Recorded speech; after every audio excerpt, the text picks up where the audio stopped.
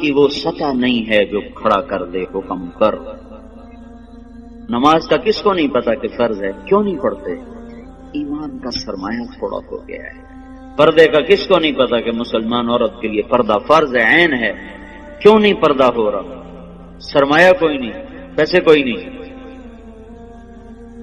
اور پیسے سے چیز خریدی جاتی ہے، ایمان سے چیز خریدی جاتی ہے، اطاعت ایمان سے آتی ہے۔ کیوں پردہ اٹھ گیا؟ ایمان کی حرارت۔ ایک عورت جب 5 ہجری میں پردے کا حکم آیا تو رات کو حکم آیا، کسی کو پتا چلا کسی کو نہیں چلا۔ فجر کی نماز میں عورتیں بھی آتی تھی مسجد میں، ایک الگ جگہ بنی تھی۔ جب ایک خاتون آئی، دیکھا تو ساری عورتیں پردے میں چادروں میں چھپی، پتہ نہیں کیا ہوا۔ کہنے لگی تجھے خبر نہیں رات کو پردے کا حکم آ گیا؟ اچھا مجھے تو کوئی پتہ نہیں، رات کو اللہ نے کہہ دیا ہے۔ تو انہوں نے اسی وقت نماز کے بعد ایک بچے کو بھیجا، کہا جاؤ بیٹا میرے گھر سے چادر لے کے آؤ۔ وہ بچہ گیا، گھر سے چادر لے کر آیا، پھر چھپا کے چہرے پہ چھپا کے جب گھر پہنچی تو ان کے خامد نے فرمایا جب تمہیں پتہ ہی وہاں جا کے چلا تھا تو اس تکلف کی کیا ضرورت تھی، یہیں آ کے شروع کر دیتی۔ تو فرمانے لگی اللہ کے حکم کا پتہ چلنے کے بعد میری جرأت نہ ہوئی کہ ایک قدم بھی اس کی مرضی کے خلاف اٹھا۔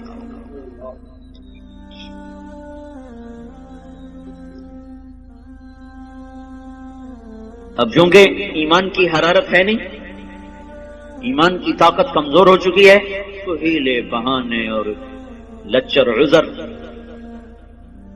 حضرت فاطمہ رضی اللہ تعالیٰ عنہ کا انتقال ہونے لگا تو اپنی خادمہ سے کہا، حضرت علی موقع پر موجود نہیں، کہا کہ غسل کا پانی رکھا۔ انہوں نے پانی رکھا، انہوں نے غسل فرمایا کہ میرا فلاں جوڑا نکالا کا چارپائی میری بیچ میں تھا، انہوں نے کمرے کے بیچ میں چارپائی کر دی، ایسے لیٹی قبلے کی طرف منہ کر کے کہنے لگی میں مرنے لگی ہوں، علی سے کہنا میرا غسل ہو چکا ہے، میرا کوئی کندھا بھی نہ ننگا کرے، میرا کوئی نہ سطر کھولے، میں نہا چکی ہوں، میرا غسل ہو چکا۔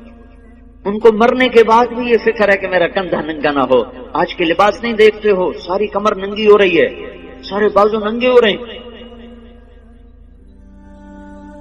یہ مغرب کی بیٹیاں بن کے عزت پانا چاہتی ہیں۔ مغرب کی عورت نے آزاد ہو کر بڑا دکھ پایا ہے، مجھے میرے رب کی قسم، اس کی آزادی نہیں، ہلاکت ہے، ہلاکت۔ میں آپ کو چھپاؤ چھپاؤ چھپاؤ، جتنا چھپو گی اتنا اللہ کے ہاں روشن ہو جاؤ گی، جتنا ظاہر ہوگی اتنا اللہ کی نظر میں ذلیل ہو جاؤ گی۔ یہ تو پاگلوں کا جہان ہے، پاگلوں کے پیچھے چل پڑو گے۔ ہماری مائیں وہ ہیں جنہوں نے موت کے بعد بھی کہا میرا سطر نہ کھلے، کوئی میرا کندھا بھی نہ دیکھے۔ حضرت علی تشریف لائے تو انتقال ہو چکا تھا، تو خادمہ نے کہا کہ یہ فرما کر گئی ہیں، فرمایا ایسا ہی ہوگا، ایسا ہی ہوگا۔ اسی طرح جنازہ اٹھایا گیا، اور پھر اس سے کچھ دن پہلے کی بات ہے، اسما بنت امیس سے کہنے لگی میری میت کا کوئی ایسا انتظام کرو کہ کسی کو پتہ بھی نہ چلے میرا قد کیسا، میرا جسم کیسا۔ تو انہوں نے کہا میں نے حبشہ کی ہجرت کی تھی، تو وہاں عورت کو دفن کرنے کے لیے، عورت کی میت اٹھانے کے لیے ہوتا ہے کہ وہ چارپائی کے اوپر ایسے وہ لکڑیاں جو لچکدار ہوتی وہ اس طرح پھنسا دیتے ہیں، اس کے اوپر چادر ڈال دیتے ہیں، تو اس سے وہ سارا وجود اندر چھپ جاتا ہے، پتہ ہی نہیں چلتا قد کیا ہے، موٹائی کیا ہے اور چھوٹائی کیا ہے۔ کہ بس میرے ساتھ بھی ایسا ہی کرنا۔ ایک مدد اللہ نے کی کہ میں رات کو اندھیرے میں اٹھایا، دن کے اجالے میں نہیں اٹھایا۔ ایک پردہ اللہ نے کہا کہ پوری رات کوئی پردے کا حکم دے دیا کہ محمد کی بیٹی آ رہی ہے، پردہ کرو۔ دوسرا کام اسما بنت امیس سے کروایا، انہوں نے وہ پر لگا دی۔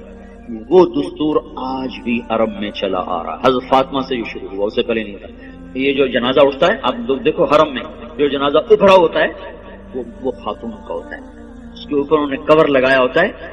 دیکھنا جو لوگ جاتے ہیں حج پہ، وہ میں تو کئی سال سے جا رہا ہوں، کر یہ پڑھا بھی تھا اور دیکھا بھی ہے کہ جب خاتون کا جو جنازہ ہوتا ہے ویسے ابھرا ہوتا ہے، اور جو مردوں کا جنازہ ہوتا ہے ویسے سیدھا ہوتا ہے۔ وہ ایسے اونچا کیا ہوتا ہے تاکہ یہ عورت کس قد و قامت میں ہے وہ بھی پتہ نہ چلے۔ اسلام ایسے حیاؤں والا طریقہ زندگی بتاتا ہے کہ ہماری عورت کا مرنے کے بعد بھی پردہ ہے، یہ زندہ ہو کے باہر نکل رہی ہیں، کون ان کو سمجھائے؟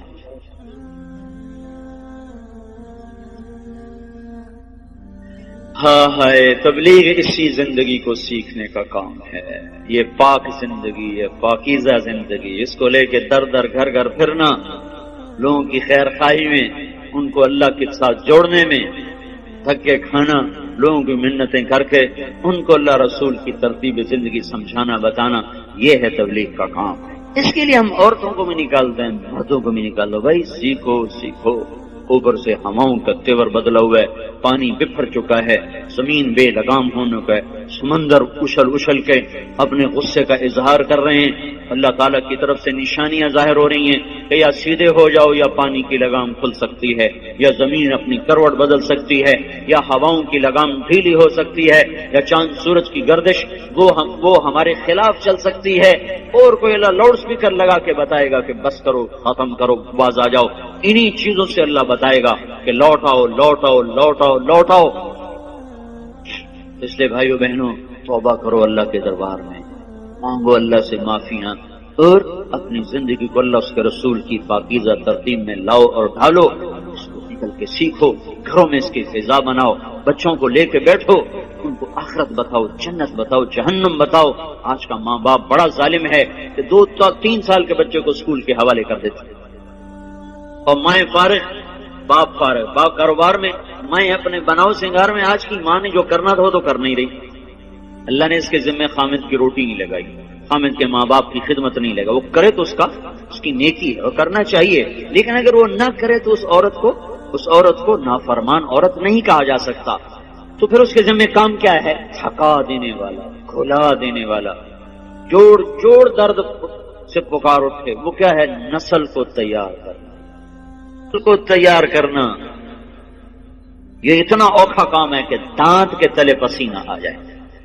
جو مائیں کرتی نہیں ہے، وہ اپنی طرح جنگل کے پودے کی طرح جوان ہوتے ہیں، جوانوں جب ایسے آنکھ دکھاتے ہیں تو پھر ماؤں کے کلیجے پاڑتے ہیں۔ جب بیٹی آگے سے بولتی ہے تو ماؤں کی راتوں کی نیند اڑتی ہے، اسے سمجھایا کب تھا، اسے ٹائم کر دیا تھا، بچوں کے ساتھ کب بیٹھے تھے۔ مدرسہ تربیت کی جگہ نہیں ہے، نہ خانقاہ تربیت کی جگہ ہے، نہ تبلیغ تربیت کی جگہ ہے۔ سب سے بڑی اور سب سے طاقتور تربیت کی جگہ ماں کی گود ہے اور باپ کا سایہ ہے۔ ماں نے گود خالی کر کے ٹیوٹر کے حوالے کر، ٹیوٹر کے پیٹ سے نکلا ہے کہ تمہارے پیٹ سے نکلا ہے؟ ہاسٹل میں 11 سال کا تھا، میرے باپ نے مجھے ہاسٹل میں ڈالا۔ چھوٹے چھوٹے بچوں کو ہاسٹلوں میں دھکا دے دیا، فارغ تو وہ جنگلی جانور کی طرح اور جنگل کے کانٹے دار جھاڑی کی طرح وہ پروان چڑھتے ہیں، انہیں کیا خبر کہ ماں کیا ہے، باپ کیا ہے۔ تو اللہ کا احسان ہوا، تبلیغ کا کام چلا اور اللہ تعالیٰ نے ہمیں راہیں سجھا دی، دکھا دی۔ اپنی اولاد کے لیے وقت نکالو، گھروں میں بیٹھو، صحابہ کی سیرت پڑھو، حضور کی سیرت پڑھو، جنت جہنم کے واقعات سنو، پڑھو، سناؤ، ان کے معصوم ذہنوں میں ڈالو۔ تو آگے جب چڑھیں گے، پروان چڑھیں گے تو کچھ